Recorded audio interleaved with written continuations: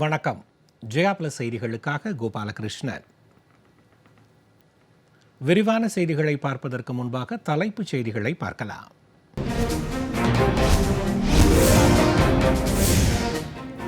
வெளிநாடுகளிலிருந்து தாயகம் திரும்புவோருக்கான வழிகாட்டு நெறிமுறைகள் மத்திய சுகாதார மற்றும் குடும்ப நலத்துறை அமைச்சகம் வெளியீடு.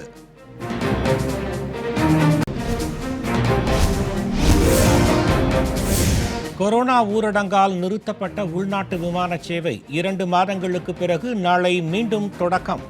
பயணிகளுக்கான சேவைகளை வழங்க தயாராகி வரும் விமான நிறுவனங்கள்.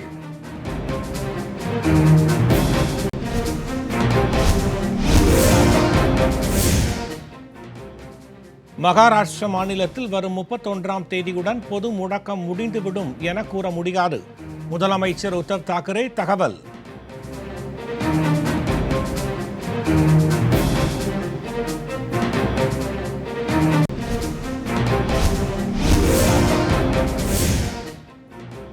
இந்தியாவில் கொரோனா பாதித்தவர்களில் 67% பேர் மகாராஷ்டிரா, தமிழகம், குஜராத், டெல்லியைச் சேர்ந்தவர்கள். மத்திய சுகாதாரத்துறை அமைச்சகம் அறிவிப்பு.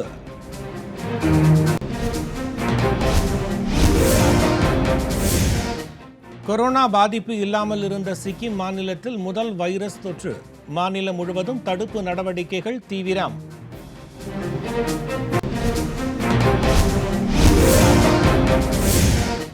திருமழிசை காய்கறி சந்தையில் கடைகளை பார்வையிட்ட கொரோனா தடுப்பு அதிகாரிகள்.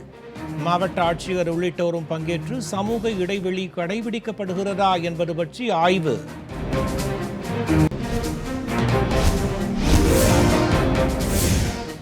உடுமலை அருகே உரக்கடை உரிமையாளரை தாக்கி 16 லட்சம் ரூபாய் மற்றும் சொகுசு கார் கொள்ளையடிக்கப்பட்ட சம்பவம். முகமூடி கொள்ளையர்களின் அராஜகத்தால் பரபரப்பு.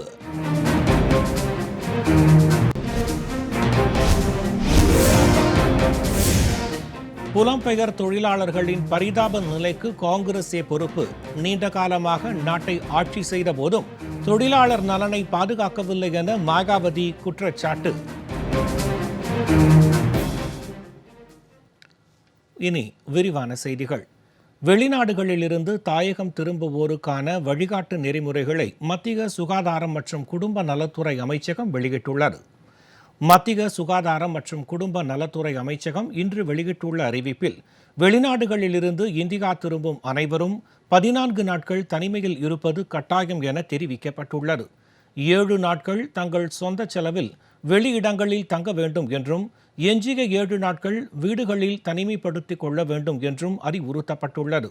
ஆனால் நெருங்கிய உறவினர்களின் இறுதிச் சடங்கில் பங்கேற்க வருபவர்கள், 10 வயதுக்கு கீழ் உள்ள குழந்தைகளுடன் வருபவர்கள், கர்ப்பிணி பெண்கள், உடல்நலக் குறைவால் பாதிக்கப்பட்டவர்கள் ஆகியோர் 14 நாட்களும் தங்களை வீட்டிலேயே தனிமைப்படுத்திக் கொள்ள அனுமதி அளிக்கப்பட்டுள்ளது. அவர்கள் அனைவரும் ஆரோக்கிய சேது செயலியை தங்களது கைபேசியில் கட்டாயம் பதிவிறக்கம் செய்ய வேண்டும் என வலியுறுத்தப்பட்டுள்ளது. மேலும் தாயகம் திரும்பும் அனைவருக்கும் உடல் வெப்பத்தை பரிசோதிப்பது கட்டாயமாக்கப்பட்டுள்ளதுடன், அறிகுறி உள்ளவர்கள் உடனடியாக மருத்துவமனையில் அனுமதிக்கப்பட வேண்டும் என்றும் அறிவுறுத்தப்பட்டுள்ளது. கொரோனா ஊரடங்கால் நிறுத்தி வைக்கப்பட்டிருந்த உள்நாட்டு விமான சேவை 2 மாதங்களுக்கு பிறகு நாளை மீண்டும் தொடங்க உள்ளது. பயணிகளுக்கான சேவைகளை வழங்க விமான நிலையங்கள் தயாராகி வருகின்றன. கொரோனா தடுப்பு நடவடிக்கையாக வரும் 31ஆம் தேதி வரை தேசிய ஊரடங்கு நீட்டிக்கப்பட்டுள்ள நிலையில், வரும் 25ஆம் தேதி முதல் உள்நாட்டு விமான சேவை தொடங்கும் என மத்திய அரசு அறிவித்தது. படிப்படியாக விமான சேவை முழு அளவுக்கு விரிவுபடுத்தப்படும் என்று தெரிவித்த விமான போக்குவரத்து துறை அமைச்சர் திரு ஹர்தீப் சிங் புரி, தயார் நிலையில் இருக்குமாறு விமான நிறுவனங்களுக்கு அறிவுறுத்தினார். இதனையடுத்து ஊரடங்கால் நிறுத்தப்பட்டிருந்த உள்நாட்டு விமான சேவை 2 மாதங்களுக்கு பிறகு நாளை மீண்டும் தொடங்குகிறது. பயணிகளை எதிர்கொள்ள விமான நிலையங்கள் தயாராகி வருகின்றன. பயணிகள் அனைவருமே ஆரோக்கிய சேது செயலியை தங்கள் கைபேசியில் பதிவிறக்கம் செய்யவும், வழக்கத்தை விட 2 மணி நேரம் முன்னதாக விமான நிலையம் வந்து விடுமாறும் அறிவுறுத்தப்பட்டுள்ளனர். பயணிகளும் விமான நிறுவனங்களும் பின்பற்ற வேண்டிய வழிமுறைகளை மத்திய அரசு வெளியிட்டுள்ள நிலையில், கூடுதல் வழிகாட்டுதல்களை தமிழக அரசு வெளியிட்டுள்ளது. பல்வேறு மாநிலங்களில் இருந்து தமிழகம் வரும் பயணிகள் தங்களின் விவரங்களை TNE பாஸ் இணையத்தில் பதிவு செய்வது கட்டாயம் என தெரிவிக்கப்பட்டுள்ளது.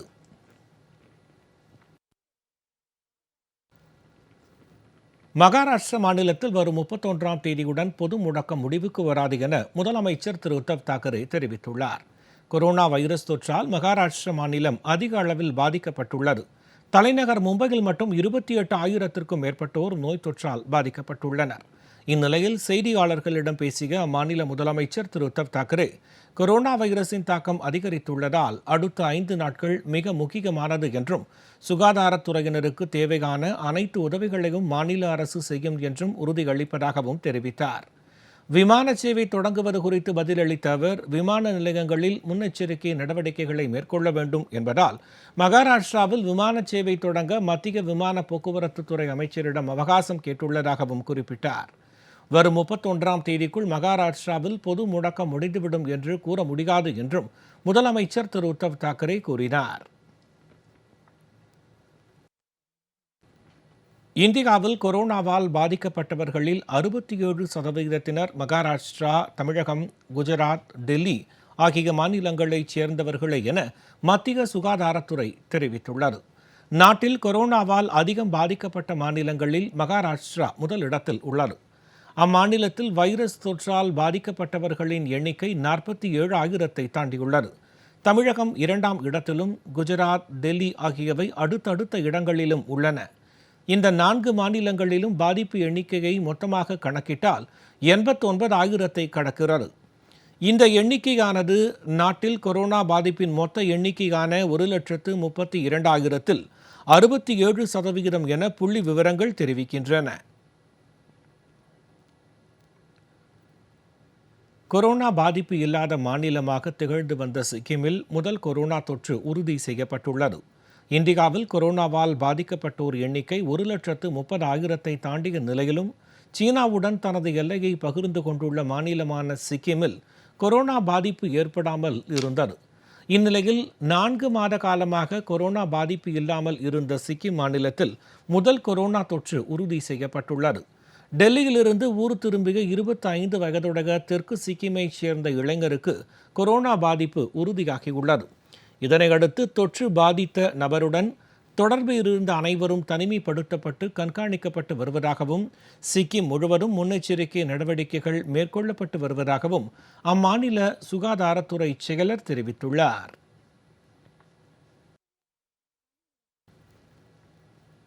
புலம்பெயர் தொழிலாளர்களின் தற்போதைய பரிதாப நிலைக்கு காங்கிரஸே பொறுப்பு என்றும், நீண்ட காலமாக ஆட்சி செய்த அந்த கட்சி தொழிலாளர்களுக்கு எதுவும் செய்யவில்லை என்றும் பகுஜன் சமாஜ் தலைவர் செல்வி மாயாவதி குற்றம் சாட்டியுள்ளார். கொரோனாவை கட்டுப்படுத்த பிறப்பிக்கப்பட்ட தேசிய ஊரடங்கால் கோடிக்கணக்கான தொழிலாளர்கள் வேலை இழந்து பரிதாப நிலைக்கு தள்ளப்பட்டுள்ளதாகவும், அவர்களின் இந்த நிலைக்கு காங்கிரஸே பொறுப்பு என்றும் செல்வி மாயாவதி விமர்சித்துள்ளார். சுதந்திரம் அடைந்த பிறகு மத்தியிலும் மாநிலங்களிலும் நீண்ட காலமாக ஆட்சியில் இருந்தது காங்கிரஸ் தான் என்றும், அப்போதே தொழிலாளர்களுக்கு அவரவர் கிராமங்களிலும் நகரங்களிலும் வாழ்வாதாரத்திற்கு ஏற்பாடுகள் செய்திருந்தால் அவர்கள் பிழைப்பு தேடி வெளி மாநிலங்களுக்கு சென்றிருக்க மாட்டார்கள் என்றும் மாயாவதி கூறியுள்ளார். புலம்பெயர் தொழிலாளர்களை காங்கிரஸ் தலைவர்கள் சந்தித்து பேசும் வீடியோக்களில் அனுதாபம் தெரியவில்லை என்றும், நாடகமே தெரிவதாகவும் அவர் குற்றம் சாட்டியுள்ளார்.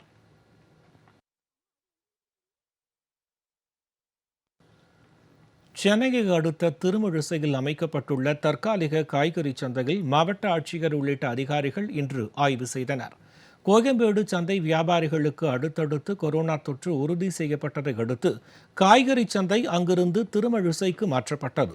சில்லறை விற்பனைக்கு தடை விதிக்கப்பட்டு மொத்த விற்பனைக்கு மட்டும் இந்த தற்காலிக சந்தையில் அனுமதி அளிக்கப்பட்டுள்ளது. இங்கு கொரோனா கட்டுப்பாட்டு விதிமுறைகள் முறையாக கடைபிடிக்கப்படுகிறதா என அதிகாரிகள் ஆய்வு செய்தனர். சந்தைக்கு வரும் அனைத்து வாகனங்களுக்கும் கிருமி நாசினிகள் தெளிக்கப்படுகின்றதா, சமூக இடைவெளி பின்பற்றப்படுகின்றதா, அனைவரும் முகக்கவசம் அணிந்திருக்கிறார்களா, சந்தைக்கு வருபவர்கள் வெப்பநிலை பரிசோதனைக்கு பின் அனுமதிக்கப்படுகிறார்களா என்பதையும் நேரில் பார்வையிட்டு ஆய்வு செய்தனர். நகராட்சி நிர்வாக ஆணையர், கொரோனா தடுப்பு பணிகளின் கண்காணிப்பு அலுவலர், மாவட்ட ஆட்சித்தலைவர், மாவட்ட காவல் கண்காணிப்பாளர் ஆகியோர் இந்த ஆய்வில் பங்கேற்றனர். திருப்பூரை அடுத்த உடுமலை அருகே உரக்கடை உரிமையாளரை தாக்கி 16 லட்சம் ரூபாய் ரொக்கப்பணம் மற்றும் சொகுசு காரை முகமூடி கொள்ளையர்கள் கொள்ளையடித்த சம்பவம் பரபரப்பை ஏற்படுத்தியுள்ளது.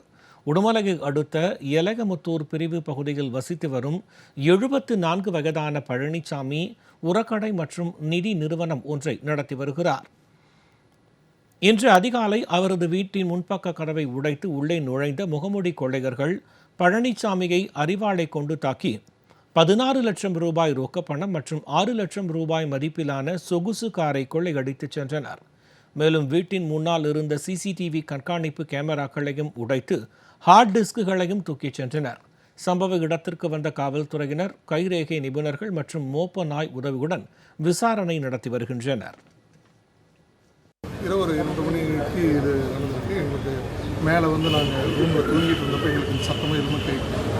அப்பா 75 வயசு ஒரு கீழே படுத்துக்கிறப்ப அவர் தாக்கி உள்ளே இருந்து பணம் எடுத்திருக்காங்க. கேமராவில் ரெக்கார்டர் பண்ணுற டிவிஆரையும் எடுத்திருக்காங்க. அதை எடுத்துகிட்டு வெளியில் நின்றுருந்த ஈகோ ஸ்போர்ட் கார் ஒன்று அதையும் எடுத்துகிட்டு கேட்டை உடைச்சிட்டு தப்பிச்சிட்டாங்க. அவங்க 3 பேர் ஒரு 30 to 40 வயசு இருக்கிறாங்க அப்படின்னு சொல்லி அப்பா சொன்ன தண்ணி வச்சு.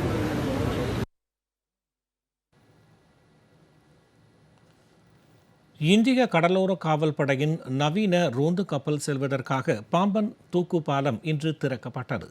குஜராத் மாநிலம் சூரத் கப்பல் கட்டும் தளத்தில் இருந்து இந்திய கடலோர காவல் படைக்கு சொந்தமான அதிநவீன புதிய ரோந்து கப்பல் விசாகப்பட்டினம் செல்வதற்காக பாம்பன் பாலத்தை கடக்க வேண்டியிருந்தது. இந்த புதிய ரோந்து கப்பல் கடந்த வாரம் சூரத்திலிருந்து புறப்பட்டு நேற்று தூத்துக்குடி துறைமுகம் வந்தடைந்தது. பின்னர் அங்கிருந்து புறப்பட்டு பாம்பன் கடல் வழியாக காரைக்கால் துறைமுகத்தை சென்றடையும். இந்த கப்பல் செல்வதற்காக பாம்பன் தூக்கு பாலம் திறக்கப்பட்டது. ரோந்து கப்பலை தொடர்ந்து லட்சத்தீவிலிருந்து புறப்பட்டு கடலூர் செல்வதற்காக பாம்பன் தெற்கு கடற்கரையில் நங்கூரமிட்டு இருந்த 2 மீன்பிடி பாய்மர கப்பல் மற்றும் 10க்கும் மேற்பட்ட மீன்பிடி விசைப்படகுகள் பாம்பன் பாலத்தை கடந்து சென்றன. அம்மா மக்கள் முன்னேற்ற கழக பொதுச் செயலாளர் திரு டிடிவி தினகரன் ரமலான் பண்டிகையை கொண்டாடும் இஸ்லாமிய பெருமக்கள் அனைவருக்கும் தமது நல்வாழ்த்துக்களை தெரிவித்துள்ளார். இது தொடர்பாக அவர் வெளியிட்டுள்ள வாழ்த்துச் செய்தியில், பசி திருத்தலின் மூலம் மனதையும் உடலையும் தூய்மைப்படுத்துவதற்காக நோன்பிலிருந்து பகிர்ந்து கொடுப்பதன் மகிழ்ச்சியை உலகிற்கு சொல்லும் வகையில் ஈட்டிய செல்வத்தில் ஒரு பகுதியை இல்லாதோருக்கு கொடுத்து எல்லாம் வல்ல இறைவனை வணங்கி இஸ்லாமிய சகோதர சகோதரிகள் புனித ரமலானை கொண்டாடுகிறார்கள் என குறிப்பிட்டுள்ளார். இந்த நன்னாளில் மனிதகுலம் எதிர்கொண்டிருக்கின்ற பெரும் துயரில் இருந்து அனைவரும் மீண்டிட இறைவனை பிரார்த்திப்போம். வலிமையோடும் நலன்களோடும் எல்லோரும் எழுந்திடுவதற்கான நம்பிக்கையை நம்மை சுற்றி இருக்கிற ஒவ்வொருவருக்கும் விதைப்போம். இறை தூதர் நபிகள் நாயகம் போதித்த மனித நேயம், ஈகை, கோபம் தவிர்த்தல் உள்ளிட்ட உயர் பண்புகளின் வழியாக தலை சிறந்த மனித சமுதாயத்தை உருவாக்கிட புனித ரமலானில் அனைவரும் உறுதியேற்போம் என குறிப்பிட்டுள்ள திரு டிடிவி தினகரன் அனைவருக்கும் நெஞ்சார்ந்த பெருநாள் வாழ்த்துக்களை தெரிவிப்பதாகவும் கூறியுள்ளார். உடலில் நோய் எதிர்ப்பு சக்தியை அதிகரிக்கும் ஹோமியோபதி மருந்துகள் விநியோகம் கன்னியாகுமரி மாவட்டம் நாகர்கோவிலில் தொடங்கியது. கன்னியாகுமரி மாவட்டம் ஆத்தூர் ஹோமியோபதி கல்லூரியும் லைஃப் கேர் நியூட்ரிஷன் மையமும் இணைந்து நாகர்கோவில் இடலாக்குடியில் பொதுமக்களுக்கு ஆர்கானிசம் ஆல்ஃபா 30 என்ற ஹோமியோபதி மருந்தை விநியோகம் செய்து வருகின்றன. ஹோமியோபதி கல்லூரியின் இந்த நடவடிக்கை பொதுமக்களிடையே வரவேற்பை பெற்றுள்ளது. இது மத்திய அரசின் ஆயுஷ் அமைச்சகம் மற்றும் மாநில அரசின் ஆரோக்கியம் திட்டத்தின் மூலம் பரிந்துரைக்கப்பட்ட ஒரு மருந்து. இந்த மருந்தோட பெயர் ஆர்சனிக்கம் ஆல்பம். இது இதோட முக்கியமான பணி நோய் எதிர்ப்பு சக்தியை அதிகரித்து இந்த நாட்களில் இருக்கிற நோய் தொற்றிலிருந்து மக்களை பாதுகாக்கிறதுக்கு பயன்படுகிறது. புதுச்சேரியில் கொரோனா ஊரடங்கு காரணமாக செங்கற்சூளை தொழிலில் ஈடுபட்டுள்ளவர்கள் பெரும் நஷ்டத்தை சந்தித்து வருகின்றனர். 5 கோடி செங்கல் மண்ணாகி விடுமோ என்ற அச்சத்தில் உள்ளனர். புதுச்சேரியில் கிராமப்புறங்களில் செங்கல் தொழில் அதிக அளவில் நடைபெற்று வருகிறது. கொரோனா ஊரடங்கால் வம்புப்பட்டு, சோராப்பட்டு உள்ளிட்ட பகுதிகளில் 5 கோடிக்கும் அதிகமான பச்சை செங்கல் அறுத்து களத்தில் காய வைக்கப்பட்டுள்ளன. இவற்றை வேக வைக்க மூலப்பொருட்கள் இல்லாமலும் தார்பாய் போட்டு மூடி வைக்க முடியாமலும் தவித்து வருகின்றனர். இதனால் 5 கோடி செங்கலும் மண்ணாகிவிடுமோ என்ற அச்சத்தில் உள்ளனர். தினக்கூலி தொழிலாளர்கள், பெண்கள் வேலைக்கு செல்ல முடியாததால் வாழ்வாதாரத்தை இழந்து பெரும் இன்னலுக்கு ஆளாகியுள்ளனர். நான் மட்டும் இல்லை, எங்கள் பகுதியில் பார்த்தீங்கன்னா நூற்றுக்கணக்கான பேர் வந்து செங்கல் சூளை தொழில் செஞ்சுக்கிட்டு இருக்காங்க. இந்த கொரோனா அறிவிச்சது வந்து பார்த்தீங்கன்னா இந்த தொழிலே சுத்தமாக முடங்கி போய் கிடக்குது. ஏன்னு கேட்டிங்கன்னா எந்த விதமான போக்குவரத்தும் இல்லை, கடைகளும் இல்லை, இந்த தொழிலுக்கு தேவையான மூலப்பொருட்கள் கிடைக்கிறதுக்கு வாய்ப்பும் இல்லை. இப்போ எங்கள் பகுதியில் மட்டும் பார்த்தீங்கன்னா 5 கோடி கல் பச்சை கல் வந்து தேக்கமாக இருக்குது. இதனால் பார்த்தீங்கன்னா 20-25 கோடி ரூபா கிட்ட இழப்பு ஏற்படுத்தின வாய்ப்புகள் நிறைய இருக்குது.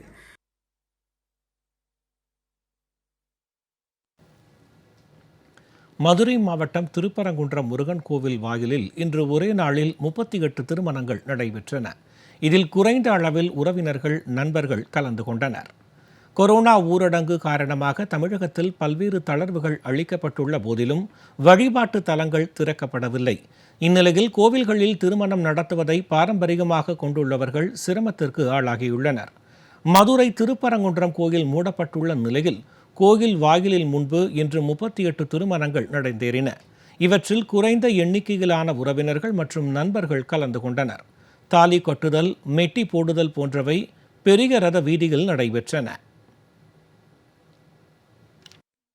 இது 3 மாதத்துக்கு முன்னாடியே நிச்சயமாயிடுச்சு. கொரோனா இதனால இப்போ நாங்கள் சமூக இடைவெளி விட்டு முகக்கவசம்லாம் அணிந்து அரசு இதெல்லாம் பின்பற்றி நல்லபடியாக திருமணம் முடிச்சு. இதேபோல் தூத்துக்குடியில் ஊரடங்கு காரணமாக மூடப்பட்டிருந்த கோயில் முன்பு எளிமையான முறையில் திருமணம் நடைபெற்றது. தூத்துக்குடியில் உள்ள காமாட்சியம்மன் கோவில் முன்பு முகக்கவசம் அணிந்தபடி மணமக்கள் திருமணம் செய்து கொண்டனர். குறைந்த எண்ணிக்கையில் உறவினர்கள் கலந்து கொண்டு சமூக இடைவெளியை பின்பற்றி மணமக்களை வாழ்த்தினர். வெளியூர்களிலிருந்து உறவினர்கள் சிலர் வர முடியாத நிலையில் வீடியோ கான்ஃபரன்ஸ் மூலம் இந்த திருமணத்தை கண்டு ரசித்தனர். மின்சார வாரியம் மீதான ஊழல் வழக்கு நீதிமன்றத்தில் நிலுவையில் உள்ள நிலையில் நீதிமன்ற உத்தரவை மீறி கேங்மேன் தேர்வு முடிவுகளை தமிழ்நாடு மின் வாரியம் வெளியிட்டிருப்பதாக மின்வாரிய ஒப்பந்த தொழிலாளர்கள் சங்க மாநில செயலாளர் திரு ராஜேந்திரன் குற்றம் சாட்டியுள்ளார். மேலும் மின்சார வாரியம் மீது நீதிமன்ற அவமதிப்பு வழக்கு தொடரப்போவதாகவும் அவர் தெரிவித்தார். இந்த பணியிடங்களுக்கு ஒவ்வொரு தேர்வாளரிடம் சுமார் 5 லட்சம் முதல் 4 லட்சம் வரை பணம் பெற்றதாக உரிய வழக்கு தற்போது விசாரணையில் இருந்து வரும் நிலையில் தமிழ்நாடு மின்சார வாரியம் இந்த தேர்வு முடிவுகளை அறிவித்திருப்பது கண்டனத்திற்குரியது. இது தொடர்பாக தமிழ்நாடு மின்வாரிய ஒப்பந்த தொழிலாளர் சங்கம் நீதிமன்ற அவமதிப்பு வழக்கு தொடரும் என்பதையும் இதன் மூலம் தெரிவித்துக் கொள்கிறோம்.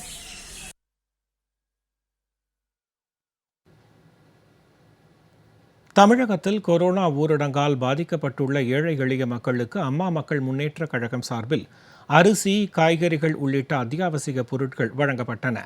சென்னை சிந்தாதிரிப்பேட்டையில் கழக பொருளாளர் திரு பி வெற்றிவேல் ஆலோசனைப்படி தென்சென்னை வடக்கு மாவட்ட கழக செயலாளர் திரு வ சுகுமார் பாபு முன்னிலையில் சிந்தாதிரிப்பேட்டை 62வது வடக்கு அக்ரஹாரம் தெருவில் உள்ள 100 ஏழை எளிய மக்களுக்கு அரிசி, காய்கறிகள், கபசுர குடிநீர் ஆகியவை வழங்கப்பட்டன. சேப்பாக்கம் திருவல்லிக்கேணி பகுதி கழக செயலாளர் சேப்பாக்கம் திரு எல் ராஜேந்திரன், சேப்பாக்கம் திருவல்லிக்கேணி பகுதி மாணவர் அணி செயலாளர் திரு எம் சி சுபாஷ் குமார் உள்ளிட்டோர் இதில் பங்கேற்றனர். திருவள்ளூர் தெற்கு மாவட்ட கழகம் சார்பில் இஸ்லாமிய பெருமக்கள் 200க்கும் மேற்பட்டோருக்கு அரிசி, காய்கறிகள், மளிகை பொருட்கள் உள்ளிட்ட நலத்திட்ட உதவிகளை திருவள்ளூர் தெற்கு மாவட்ட செயலாளர் திரு இ ஜீவானந்தம் வழங்கினார். கழக அமைப்பு சாரா ஓட்டுநர்கள் அணி செயலாளர் திரு குட்வில் குமார் உள்ளிட்ட நிர்வாகிகள் கலந்து கொண்டனர். திருவள்ளூர் தெற்கு மாவட்ட கழக பொருளாளர் திரு டி ரங்கசாமி ஏற்பாட்டில் திருநின்றவூர் பேரூராட்சி அலுவலகத்தில் கண் பார்வையற்றோர் மற்றும் தூய்மை பணியாளர்களுக்கு அரிசி, காய்கறிகள் உள்ளிட்ட பொருட்களை திருவள்ளூர் தெற்கு மாவட்ட செயலாளர் திரு இ ஜீவானந்தம் வழங்கினார். தென்காசி மாவட்டம் சிவகிரி பேரூராட்சியில் பணிபுரியும் தூய்மை பணியாளர்கள், சுகாதார பணியாளர்கள் மற்றும் மாற்றுத்திறனாளிகள் என 150க்கும் மேற்பட்டோருக்கு நெல்லை புறநகர் வடக்கு மாவட்ட கழக செயலாளர் திரு பொய்கை சோ மாரியப்பன், மாவட்ட கழக அவை தலைவர் திரு பெருமையா பாண்டியன் உள்ளிட்டோர் அரிசி, காய்கறிகளை வழங்கினர். நாமக்கல் கிழக்கு மாவட்டம் மோகனூர் ஒன்றியத்திற்கு உட்பட்ட ஆண்டாபுரம் ஊராட்சி பகுதியில் உள்ள தூய்மை பணியாளர்கள் மற்றும் 100க்கும் மேற்பட்ட பொதுமக்களுக்கு மாவட்ட கழக பொருளாளர் திரு பி அன்புச்செழியன் தலைமையில் அரிசி, காய்கறிகள் உள்ளிட்ட பொருட்கள் வழங்கப்பட்டன. இதில் அத்தனூர் பேரூர் கழக செயலாளர் திரு எஸ் செல்வராஜ் உள்ளிட்டோர் பங்கேற்றனர். கள்ளக்குறிச்சி வடக்கு மாவட்டம் திருவெண்ணைநல்லூர் கிழக்கு ஒன்றிய கழகம் சார்பில் ஏனாதிமங்கலம் பகுதியில் தூய்மை பணியில் ஈடுபட்டு வரும் 30 தூய்மை பணியாளர்களுக்கு மாவட்ட கழக செயலாளர் திரு KGP ராஜா பொன்னாடை அணிவித்து அரிசி, காய்கறி உள்ளிட்ட பொருட்களை வழங்கினார். மேலும் அப்பகுதியில் உள்ள 70க்கும் மேற்பட்ட மக்களுக்கு அரிசி, காய்கறிகள் வழங்கப்பட்டன. மதுரை புறநகர் தெற்கு மாவட்டம் திருப்பரங்குன்றம் மேற்கு ஒன்றிய கழகம் சார்பில் கீழக்குடியில்குடி, மேலக்குயில்குடி ஆகிய பகுதிகளில் வசிக்கும் 300க்கும் மேற்பட்ட ஏழை எளியோருக்கு அரிசி, காய்கறிகள் அடங்கிய தொகுப்பை மாவட்ட கழக செயலாளர் திரு இ. மகேந்திரன், ஒன்றிய பொறுப்பாளர் கீழக்குயில்குடி பாண்டியன் ஆகியோர் வழங்கினர். வேலூர் ஒன்றியத்திற்கு உட்பட்ட நெடுக்கல் கம்பை பகுதியில் உள்ள 200 பழங்குடியின மக்களுக்கு தலா 5 கிலோ அரிசி, 7 வகையான காய்கறிகள் அடங்கிய தொகுப்பு மற்றும் முகக்கவசங்களை மாவட்ட கழக செயலாளர் திரு எஸ். கலைச்செல்வன், கழக அமைப்பு செயலாளர் திரு தேனாடு லட்சுமணன் உள்ளிட்டோர் வழங்கினர். இனி மேலும் சில நிகழ்வுகளை வேகச் செய்திகளாக காணலாம். மதுரை அரசு நெல் கொள்முதல் கிடங்கில் திறந்த வெளியில் வைக்கப்பட்டுள்ள நெல் மூட்டைகள் மழையில் நனைந்து வீணாகும் அவலம் நிலவுகிறது. திருமங்கலம், திருப்பரங்குன்றம் பகுதிகளில் வெப்பச்சலனம் காரணமாக கடந்த 3 நாட்களாக மிதமான மழை பெய்து வருகிறது. இந்நிலையில் மதுரை திருப்பரங்குன்றம் அருகே கப்பலூரில் அமைந்துள்ள தமிழ்நாடு அரசு நுகர்பொருள் வாணிப கழக கிடங்கில் நெல் கொள்முதல் செய்யப்பட்டு சேமிப்பு கிடங்காக பயன்படுத்தப்படுகிறது. இங்குள்ள நெல் மூட்டைகள் திறந்த வெளியில் பாதுகாப்பின்றி இருப்பதால் மழையில் நனைந்து பூஞ்சையால் பாதிக்கப்பட்டு வீணாகும் அவலம் நிலவுகிறது. மதுரை, சிவகங்கை உள்ளிட்ட மாவட்டங்களைச் சேர்ந்த 1584 புலம்பெயர்ந்த தொழிலாளர்கள் சிறப்பு ரயில் மூலம் 2வது முறையாக பீகாருக்கு அனுப்பி வைக்கப்பட்டனர். ஊரடங்கு உத்தரவு காரணமாக தென் மாவட்டங்களுக்கு வேலைக்காக வந்த புலம்பெயர்ந்த தொழிலாளர்கள் அதிகமானோர் வேலையின்றி பாதிக்கப்பட்டனர். இந்நிலையில் இன்று மதுரை, தேனி, திண்டுக்கல், சிவகங்கை, புதுக்கோட்டை உள்ளிட்ட மாவட்டங்களில் இருந்து 1584 புலம்பெயர்ந்த தொழிலாளர்கள் பீகார் மாநிலத்திற்கு சிறப்பு ரயில் மூலம் அனுப்பி வைக்கப்பட்டனர்.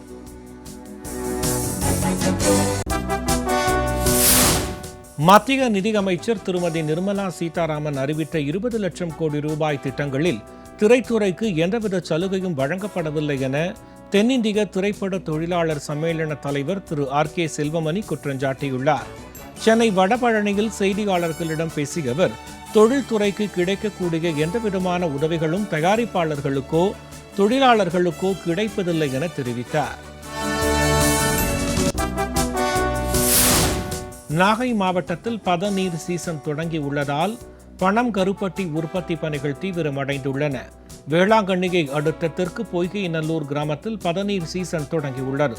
100க்கும் மேற்பட்ட பனை மரத்தின் பாலைகளில் சுண்ணாம்பு தடவிய பானைகள் கட்டப்பட்டு காலை நேரங்களில் அதிக அளவு இறக்கப்படும் பதநீரை காய்ச்சி பனம் கருப்பட்டி செய்யும் பணிகளில் 10க்கும் மேற்பட்ட குடும்பங்கள் குடிசை தொழிலாக ஈடுபட்டு வருகின்றன. 1 கிலோ பனங்கருப்பட்டி 300 ரூபாய்க்கு விற்பனை செய்யப்பட்டு வருவதால் பனை தொழிலாளர்கள் மகிழ்ச்சி அடைந்துள்ளனர்.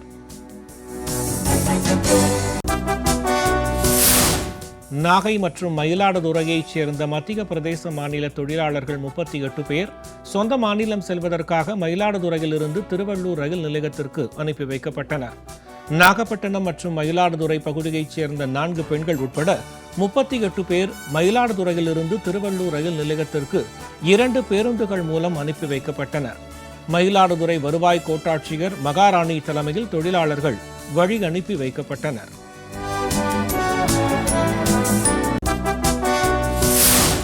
கிருஷ்ணகிரி மாவட்டம் ஓசூரில் இருந்து 3ஆம் கட்டமாக ஜார்க்கண்ட் மாநிலத்திற்கு 1600 வட மாநில தொழிலாளர்களுடன் சிறப்பு ரயில் கூறப்பட்டது.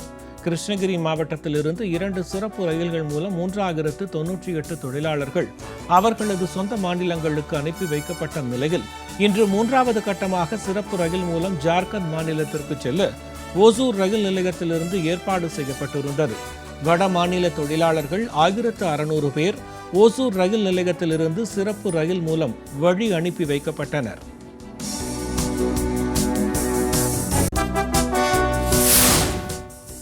அச்சரப்பாக்கம் பேரூராட்சியில் முகக்கவசம் அணியாத கடை உரிமையாளர்களுக்கு அபராதம் விதிக்கப்பட்டுள்ளது. அச்சரப்பாக்கம் பேரூராட்சிக்கு உட்பட்ட பஜார் வீதியில் உள்ள கடைகளில் செயல் அதிகாரி திரு ஏ.சி. முனுசாமி ஆய்வு செய்தார். அப்போது முகக்கவசம் அணியாத கடை உரிமையாளர்களுக்கும் விற்பனையாளர்களுக்கும் அபராதம் விதிக்கப்பட்டு முகக்கவசம் வழங்கப்பட்டது. 2 சக்கர வாகனத்தில் முகக்கவசம் அணியாமல் சென்றவர்களுக்கு எச்சரிக்கை விடுக்கப்பட்டது.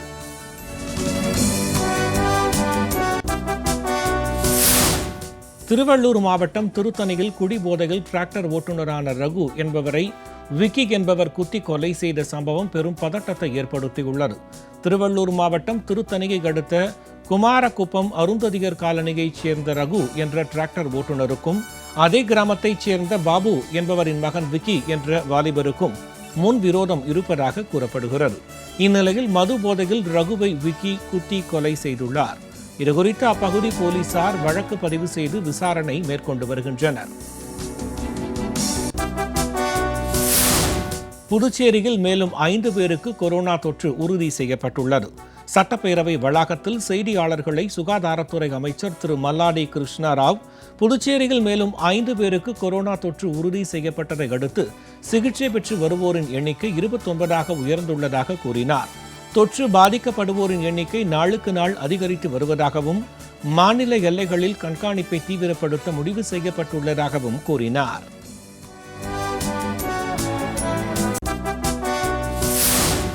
திருச்சி கரூர் தேசிய நெடுஞ்சாலையில் 11 கிலோமீட்டர் சாலையை அகலப்படுத்தும் பணி தொடங்கியுள்ளது.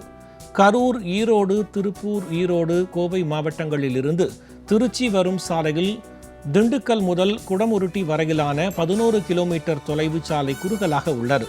இதனால் பல மணி நேரம் போக்குவரத்து பாதிப்பு ஏற்பட்டு வந்தது. இந்நிலையில் சாலையை அகலப்படுத்தும் பணிகள் தற்போது தொடங்கியுள்ளன. இப்பணிகள் 12 மாதங்களில் நிறைவடையும் என நெடுஞ்சாலைத்துறை அதிகாரிகள் தெரிவித்தனர்.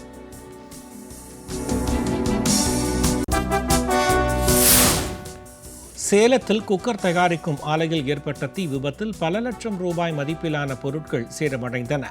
சேலம் 3 ரோடு மெய்யனூர் பகுதியைச் சேர்ந்த தேஜ்ராஜ் என்பவர் குக்கர் தயாரிக்கும் ஆலையை நடத்தி வருகிறார். இந்த ஆலையில் இன்று காலை திடீரென புகை மண்டலமும் வெடிக்கும் சத்தமும் கேட்டதால் அதிர்ச்சி அடைந்த மக்கள் இதுகுறித்து தீ அணைப்பு வீரர்களுக்கு தகவல் தெரிவித்தனர்.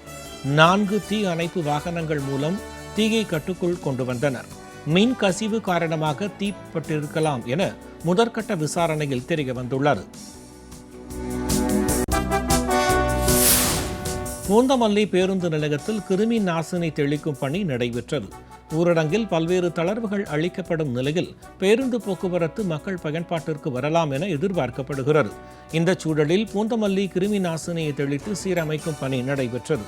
கழிவறைகள், பயணிகள் அமரும் இடம், ஓட்டுநர்கள், நடத்துனர்கள் அமரும் இடம் என பல்வேறு இடங்களில் வாகனங்கள் மூலம் கிருமி நாசினி கொண்டு தூய்மைப்படுத்தப்பட்டது. செய்திகள் நிறைவடைந்தன. அடுத்தடுத்த நிகழ்வுகளுக்கு தொடர்ந்து காணுங்கள் ஜெயா பிளஸ் தொலைக்காட்சியை.